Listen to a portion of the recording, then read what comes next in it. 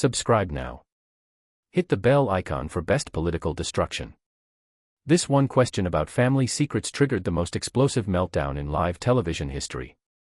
What happened next will completely destroy everything you thought you knew about Trump's family strategy. But first, make sure you hit that subscribe button and ring the notification bell, because this systematic exposure of political marriage manipulation is about to change how you view powerful families forever. The studio lights were blinding as Donald Trump walked onto the stage like he owned it, waving at the cameras, pointing at familiar faces in the crowd with the confidence of someone who had never met a microphone he couldn't dominate. This was his element, live television, millions watching, the spotlight focused entirely on him, where he thrived on chaos and controversy. Across from him, Congresswoman Jasmine Crockett sat completely still, her expression giving absolutely nothing away. She didn't smile for the cameras, didn't wave at the audience, didn't engage in the theatrical pre-show performance that Trump was putting on. She just waited with the patience of a predator who knew exactly when to strike. But here's what will absolutely blow your mind. Stay until the end, because this part changes everything about political families. The moment the moderator introduced them both and explained the debate format, Trump immediately leaned forward without waiting for any questions to begin. "Let me tell you something about Congresswoman Crockett here," he started, his voice carrying the familiar tone of condescension mixed with barely controlled aggression. "She's been in Washington, 5 minutes? And already she thinks she knows everything. Already she's making accusations, spreading lies about me, about my family. It's disgusting, really. If you're ready to see the most devastating family secret exposure ever captured on live television, smash that like button and let me know in the comments if you could tell Trump was already nervous about what Jasmine might reveal." Crockett didn't respond to his opening attack. She looked at him with a kind of calm, analytical focus that made Trump's jaw visibly tighten. This wasn't the reaction he was used to getting from political opponents who typically either cowered under his verbal assault or fought back with equal aggression. "You know what I think?" Trump continued, gesturing broadly with hands that were already showing slight tremors of frustration. "I think she's desperate for attention. Can't get it any other way. So she attacks me. Attacks my family. Classic move. Seen it 1,000 times before." Still nothing from Crockett. She sat with her hands folded, watching him like a scientist observing an experiment, taking mental notes of his defensive posture and increasingly frantic energy. Trump's frustration was becoming visible to everyone watching. He was used to getting immediate reactions from his attacks. He fed off emotional responses, used them as fuel for even more aggressive assaults, but Crockett was giving him absolutely nothing to work with, and it was clearly throwing off his entire strategy. "Come on, say something," he finally said, spreading his arms in a gesture that looked more pleading than commanding. "You came here to debate, didn't you? Or are you just going to sit there looking confused?" Comment below if you think Jasmine's silence was already making Trump panic about what she knew. Crockett took a slow, deliberate breath, then spoke with a voice that was measured, clear, and carried the authority of someone who had spent months preparing for exactly this moment. "I'm waiting for you to finish," she said simply, her words cutting through Trump's bluster like a blade through paper. The audience murmured at the response, sensing something different about this exchange. Trump's face reddened slightly as he realized she wasn't going to play his game, wasn't going to let him control the narrative through sheer volume and aggression. "Finish. I'm just getting started, sweetheart," he said. The condescending pet name revealed his desperation to regain dominance. "You have no idea what you've gotten yourself into by coming after me and my family." Trump launched into a familiar monologue about Crockett's voting record, her district, her colleagues, twisting facts and embellishing details to paint her as incompetent and out of her depth. The attacks were intensely personal, designed to humiliate and break her composure. "And let's talk about your so-called expertise," Trump said, pacing now like a caged animal. "You claim to speak for working people, but what have you actually done? Nothing. Absolutely nothing. You're all talk, just like the rest of them. Make sure you're subscribed, because what happens when Trump mentions his family will absolutely shock you." Crockett remained motionless throughout his verbal assault, her silence becoming its own powerful statement. Trump noticed the audience starting to shift their attention, watching her calm presence instead of his theatrical performance, and he could sense he was losing control of the room. "You know what your problem is," he said, pointing at her with a finger that was visibly shaking with frustration. "You're scared. You came here thinking you could take me on, but now you realize you're in over your head. It's written all over your face. Crockett tilted her head slightly, a gesture so subtle it was almost imperceptible. Are you done? Am I done? No, I'm not done. Not even close, Trump snapped, his voice getting higher and more strained. Then please continue, she said with devastating politeness. I want to make sure you use up all your talking points before I respond. The audience laughed, not loudly, but enough that Trump heard it, and his expression hardened into something between rage and fear. He wasn't used to being laughed at, especially not when he thought he was dominating a debate. You think this is funny, he snapped, his composure completely slipping. You think coming after me and my family is some kind of joke? And that's when Crockett's eyes narrowed just slightly, like a shark sensing blood in the water. Hit that like button if you could feel the energy shift when Trump brought up his family. I haven't mentioned your family yet, she said, her voice taking on a new edge that made everyone in the studio lean forward. But you want me to? That's what this whole thing is about, isn't it? You can't beat me on policy, so you're going to try to make this about your family. I'm going to address facts, Crockett continued, her prosecutorial background coming through in every word. Whether those facts involve your family is entirely dependent on what you've chosen to make public and how those choices have affected American politics. Trump jabbed his finger toward her with increasing desperation. Don't you dare try to drag my family into your political games. I'll speak when I'm ready, Crockett interrupted, her voice cutting through his like a steel blade. And you'll listen, just like I've been listening to you. The moderator tried desperately to regain control, asking a prepared question about economic policy that both debaters completely ignored. Trump was now entirely focused on Crockett, his political instincts telling him that she represented a threat unlike any he had faced before. You want to talk about my family, he said, his voice rising to nearly a shout. Let's talk about them. My daughter Ivanka is more accomplished than you'll ever be. Jared Kushner has done more for this country than you could dream of. They're successful, powerful, respected, unlike some people in this room. And that's when Crockett delivered the line that would change everything.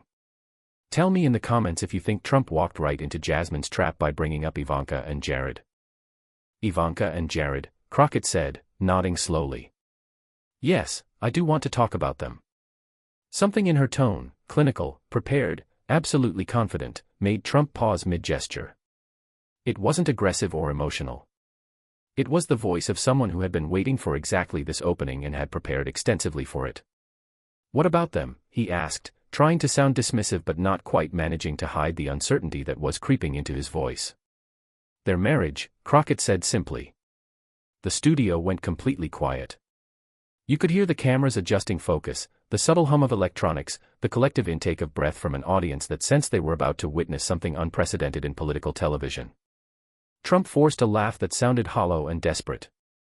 Their marriage? What about it? They've been married for years.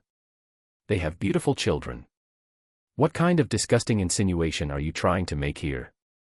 I'm not insinuating anything, Crockett said with the calm precision of a surgeon making the first cut. I'm asking questions that many people have wondered about but haven't had the platform to raise publicly. Questions? What questions?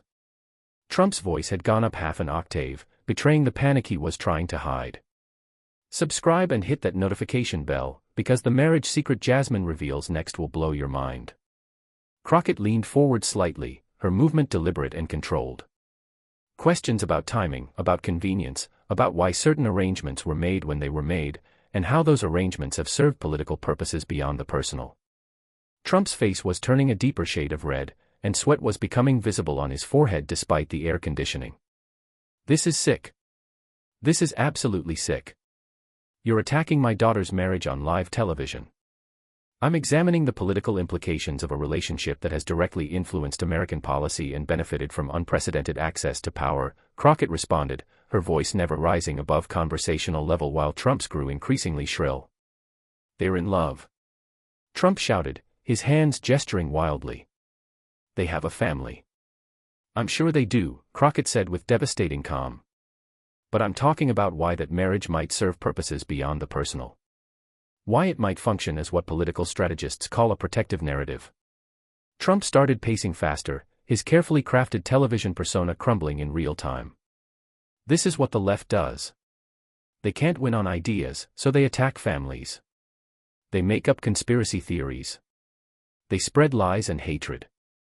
I haven't made up anything, Crockett said, pulling out a small stack of papers that she placed carefully on the podium in front of her. I've simply connected dots that are already in the public record. What? What are you talking about? Trump's desperation was now obvious to everyone watching. Drop a comment about which Trump family secret you think Jasmine is about to expose. Crockett looked down at her papers, then back up at Trump with the expression of someone about to deliver a killing blow. You've made numerous public comments about Ivanka over the years. Comments that many people found inappropriate.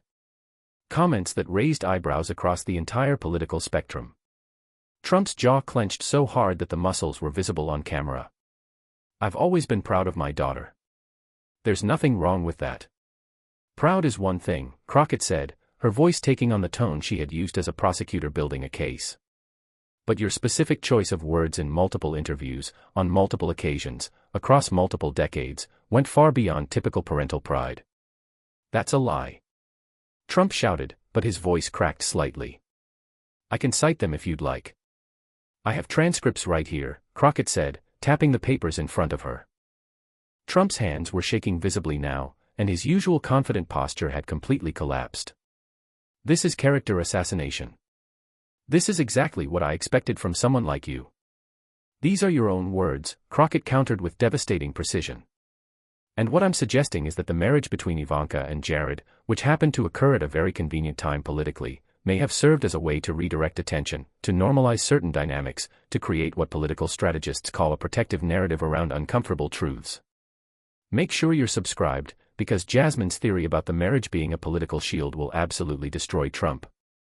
The audience was completely silent now, hanging on every word of what had become the most explosive family revelation in modern political history. Trump's voice dropped to something between a growl and a desperate whisper. You're saying my daughter's marriage is fake. I'm saying it serves multiple purposes, Crockett replied with clinical precision.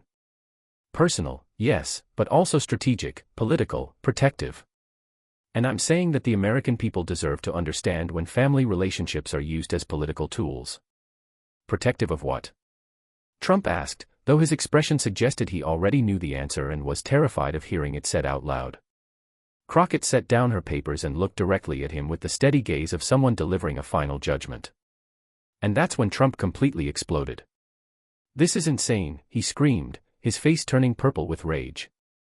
You're insane. My daughter is happily married. They have 3 beautiful children. What kind of sick mind do you have to twist that into some kind of conspiracy? But his rage was working against him now. The more he shouted, the less convincing he became. The audience could see a man losing control, and Crockett's calm demeanor made his breakdown even more dramatic. Hit that like button if you think Trump's explosion proves Jasmine hit the truth. When Jared and Ivanka got married, Crockett continued, completely unfazed by his outburst, it changed the public narrative around your comments about your daughter. It provided context that made people less uncomfortable. It gave you political cover. Political cover for what?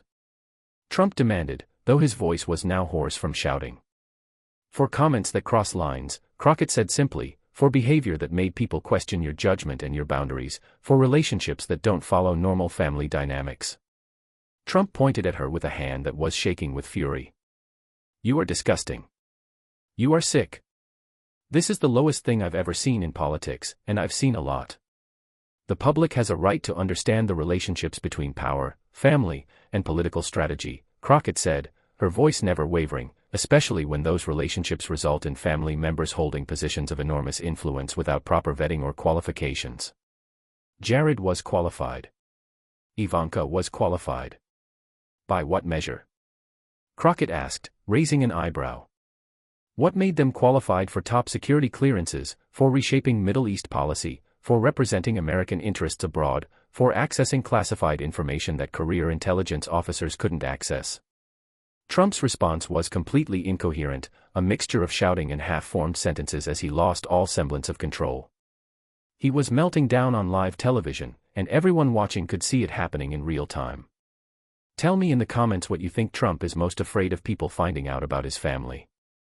Crockett pressed on with the systematic precision of a prosecutor who had spent months building an airtight case. And isn't it convenient that this marriage, this partnership, created a buffer? A way to explain away uncomfortable questions. A shield against scrutiny. A shield for what? Trump's voice was cracking now. For the questions people were afraid to ask about your relationship with your daughter, Crockett said, delivering each word like a hammer blow, about why you spoke about her the way you did for so many years, about boundaries that seemed blurred, about comments that made voters uncomfortable but that they felt they couldn't address directly. Trump was pacing in circles now, his carefully crafted public persona completely shattered. This is defamation. This is slander. I'll sue you for every penny you have. Truth is a defense, Crockett said with devastating calm, and I'm speaking about documented facts and reasonable interpretations of public behavior patterns that anyone can verify. There's nothing wrong with my relationship with my daughter. Trump screamed. Then why does the marriage to Jared feel so strategically timed? Crockett asked. Why did it happen right when your political ambitions were becoming serious? Why did it shift from a personal matter to a political asset so quickly? Subscribe and hit that notification bell, because the timeline evidence Jasmine presents next will absolutely shock you. Trump's voice cracked as he tried to regain control. Because they fell in love. Because that's what people do. And then they immediately became central to your political operation, Crockett continued relentlessly. Immediately gained security clearances despite red flags from intelligence agencies. Immediately profited from their positions in ways that would have been scandals for any other administration. They divested. They followed all the rules. Crockett raised an eyebrow with an expression that suggested she had been waiting for exactly this claim. Did they really? Because the reporting suggests otherwise. The financial disclosures tell a different story. The moderator tried desperately to intervene, but neither debater was listening anymore. This had gone far beyond a political debate into something much more personal and devastating. Trump's face was a mask of fury mixed with something else, genuine fear about what else Crockett might reveal. You're trying to destroy my family. I'm trying to expose how your family has used marriage, proximity, and political power to create a protective shell around behavior that would have ended any other political career, Crockett replied with surgical precision. What behavior? Say it. Trump demanded, his desperation now obvious to everyone watching. Drop a comment about whether you think Jasmine should reveal everything she knows or if she's already said enough. Crockett met his eyes with the steady gaze of someone who had prepared for exactly this moment. I'm accusing you of using your daughter's marriage as a political tool, as a way to redirect uncomfortable questions, as a strategic partnership designed to consolidate power and create the appearance of normalcy around a family dynamic that has always made people deeply uncomfortable. Trump's response was pure unfocused rage. He called her names, accused her of being part of a conspiracy, claimed she was paid to destroy him, but none of it landed with any force. The studio audience was transfixed, watching a man come apart in real time while his opponent systematically dismantled his defenses. You want to talk about my words? Trump finally said, trying desperately to regain some ground. Fine. I've always been proud of Ivanka. She's smart, beautiful, accomplished. Any father would be proud. Any father would be, Crockett agreed with devastating politeness. But most fathers wouldn't say the things you've said. Wouldn't make the comparisons you've made. Wouldn't blur the lines the way you have consistently over decades. I never blurred any lines. Then explain the Howard Stern interview, Crockett said, pulling out another document. Explain the comment about dating her if she weren't your daughter. Explain the repeated references to her physical appearance in contexts that made voters uncomfortable. Explain the pattern. Hit that like button if you think these documented comments prove Jasmine's point about inappropriate behavior. Trump's mouth opened and closed like a fish out of water. Those were jokes. Entertainment. People knew I was joking. Were they jokes? Crockett asked. Because you've made similar comments repeatedly across decades, in different contexts, with different audiences. At what point does a pattern of behavior stop being jokes and start being something that requires a political solution? This is ridiculous. You're taking things out of context. Crockett shook her head slowly. The context makes it worse, not better. And what I'm suggesting is that the marriage to Jared provided a new context, a way to explain things away, a distraction from uncomfortable truths that voters were starting to notice. Trump slammed his hand on his podium so hard that his microphone jumped. My daughter's marriage is not a distraction. It's real. They love each other. I'm sure they have genuine affection for each other, Crockett said with devastating reasonableness. But that doesn't mean the marriage doesn't also serve strategic purposes. Political families do this all the time.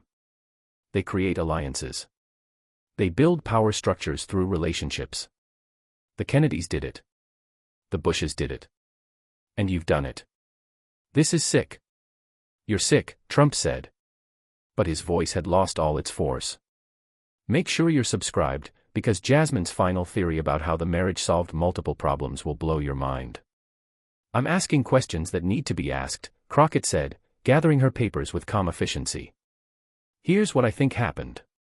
You made comments about your daughter that concerned voters, that made people uncomfortable, that could have seriously damaged your political future if they continued to be discussed. Trump was breathing heavily now, looking around the studio as if searching for an escape route. And at just the right moment, Crockett continued, she married Jared Kushner, someone with political connections, someone who could be brought into the inner circle, someone who could help reshape the narrative around your family dynamics. That's not what happened, Trump said weakly. Then suddenly you had a son-in-law to talk about instead of your daughter, Crockett said, building to her devastating conclusion. A grandson to hold and praise, a family unit that looked normal, that provided cover, that made people question their own discomfort. Because surely, if Ivanka was happily married with children, those earlier comments must have been misunderstood. Stop. Just stop. But the marriage also gave you something else, Crockett continued relentlessly. A trusted lieutenant, someone family adjacent but not technically your child. Someone you could give enormous power to without it looking like pure nepotism. Someone who could access classified information, reshape foreign policy, and profit from government connections while maintaining the fiction of being qualified for these roles. Comment below if you think this theory explains everything about Trump's family power structure. The question hung in the air like smoke from an explosion. Trump tried one more desperate time to salvage the situation. You have no proof of any of this. It's all speculation, conspiracy theory nonsense. Crockett smiled thinly, and for the first time in the entire debate there was something almost predatory in her expression. I have your words. I have the timeline. I have the pattern of behavior spanning decades. I have the positions of power granted to unqualified family members. I have the profits they made from those positions. I have the security clearances they shouldn't have received. And I have a marriage that conveniently solved multiple political problems at once. It's not convenient. It's love. Maybe it's both, Crockett said with devastating finality. But the American people deserve to know when personal relationships serve political purposes, when marriage becomes strategy, when family becomes a shield against accountability for behavior that would have destroyed any other political career. Trump looked like he wanted to physically attack her. His face was purple with rage, his hands clenched into fists, his entire body shaking with fury and humiliation. You're finished, he spat, his voice barely recognizable. Your career is over. I'll make sure of it. Hit that like button if you think Trump's threat proves he's desperate and defeated. Crockett didn't flinch at the threat. Threatening me just proves my point, she said calmly. You can't handle scrutiny. You can't handle questions about your family because the answers make you uncomfortable, and making threats against people who ask those questions is exactly what someone with something to hide would do. The moderator finally managed to call for a commercial break, but the damage was already done, and everyone knew it. Trump stood at his podium, chest heaving, looking wildly at the cameras as if trying to figure out which one to address for damage control. Crockett remained seated, completely calm, her papers neatly stacked in front of her like a prosecutor who had just delivered a closing argument that would convict the defendant. When they came back from break, Trump had lost all pretense of composure or political strategy. He spent the remaining time attacking Crockett personally, calling her a liar, a fraud, someone who would say anything for attention. But none of it mattered anymore. The audience had seen what they needed to see, a man completely losing control when confronted with questions about his family dynamics, and a woman calmly presenting a theory that explained decades of uncomfortable behavior through the lens of political strategy. Subscribe and hit that notification bell, because the aftermath of this family secret exposure will change politics forever. Crockett responded to each of Trump's personal attacks with more facts, with documented statements, with questions that Trump couldn't answer without making things worse for himself and his family. Why did Ivanka and Jared profit so heavily from their White House positions if it was really about public service? Why did they maintain business interests that created obvious conflicts of interest? Why were they given responsibilities they had no background for? And why does it all trace back to family relationships that serve political purposes rather than public ones? Trump had no good answers. He could only rage, deny, and attack, the response of someone who had been caught and knew it. By the end of the broadcast, Crockett had accomplished something remarkable and unprecedented. She had taken Trump's greatest political strength, his family image, and turned it into a massive liability by asking questions that millions of people had wondered about but never heard articulated so clearly on national television. As the cameras cut away, Trump stormed off the stage without the traditional handshake, his team swarming around him in an attempt at damage control. But the look on his face said everything. He knew that certain questions, once asked publicly, could never be unasked. Tell me in the comments which revelation shocked you most and whether you think this changes everything about how we view Trump's family. Crockett stood slowly, gathered her materials with calm efficiency, and walked off in the opposite direction, leaving behind a political earthquake that would reshape how Americans viewed powerful families and their use of marriage as a political strategy. Within minutes, social media exploded with clips from the debate. Crockett's questions about the marriage being a political shield trended worldwide. Her systematic dismantling of Trump's family narrative became the most watched political content of the year. The questions she had raised couldn't be unasked. Was Ivanka and Jared's marriage a legitimate relationship that also happened to serve political purposes? Or was it fundamentally strategic, designed to protect Trump's image and consolidate family power in ways that traditional nepotism couldn't achieve? Whether or not she was completely right, Crockett had changed the conversation permanently. She had shown that Trump's family dynamics were fair game for scrutiny, that questions about relationships, power, and political convenience weren't off-limits, and that marriage itself could be viewed through the lens of political strategy. Most importantly, she had demonstrated that Trump could be completely destroyed by the right questions delivered calmly and persistently about topics he desperately wanted to keep hidden from public scrutiny. The aftermath of the debate was immediate and unprecedented. Trump released a series of increasingly unhinged statements calling Crockett disgusting, demanding apologies from the network, and threatening lawsuits against anyone who repeated her lies and conspiracy theories. But the questions remained, and once they had been asked so publicly and systematically, they couldn't be unasked. Political commentators, investigative journalists, and even some Republicans began examining the timeline and evidence that Crockett had presented. Within days, major news outlets were conducting their own investigations into the Trump family dynamics, the timing of the marriage, and the unprecedented access and profits that had resulted. The questions that had once been whispered in Washington circles were now front-page news. The psychological analysis of Trump's meltdown became its own news story.